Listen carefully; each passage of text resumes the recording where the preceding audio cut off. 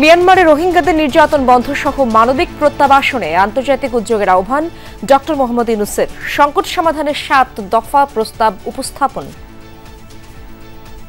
100,000 or 150,000 Rohingyas around him, giving them hope that the world is with them and help them to go back their home. DUCSU নির্বাচনে মনোনয়নপত্র প্রত্যাহারের শেষ দিন আজ। কাল চূড়ান্ত তালিকা প্রকাশ। ভোটের লড়াইয়ে আলোচনায় জুলাই আন্দোলনে ভূমিকা রাখা নারীরা।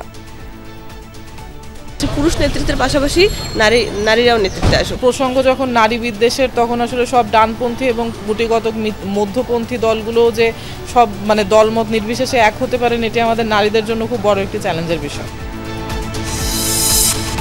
জনগণ নির্বাচনমুখী হলে কমে আসবে সমস্যাও, মনে করেন স্বরাষ্ট্র উপদেষ্টা।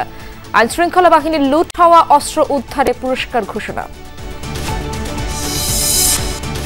কন্টেন্ট ক্রিয়েটর তৌহিদ আফ্রিদিকে ঢাকার আদালতে হাজির। যাত্রাবাড়ী থানার হত্যা মামলায় ৭ দিনের রিমান্ড চাইবে সিআইডি।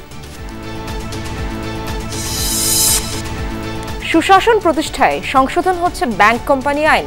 কমবে পারিবারিক আধিপত্য। শৃঙ্খলা ফেরাতে রাজনৈতিক সদিচ্ছার তাগিদ। চট্টগ্রামে নজিরবিহীন ঘটনা।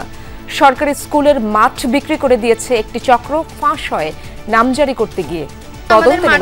দখল হয়ে যাচ্ছে, সেটা আমরা আসলে মেনে নিতে পারছি না। দখল নেওয়ার জন্য যিনি চেষ্টা করতেছেন, সেটা নামজারি করার ব্যাপারেও আমাদের কোডের একটা নিষেধাজ্ঞা আছে। সিএস খতিয়ান থেকে বিএস খতিয়ানে চলে যাওয়ার, সেটার প্রেক্ষিতে আমরা দেখতে পাচ্ছি যে একটা কিছুটা অসঙ্গতি লক্ষ্য করা যাচ্ছে।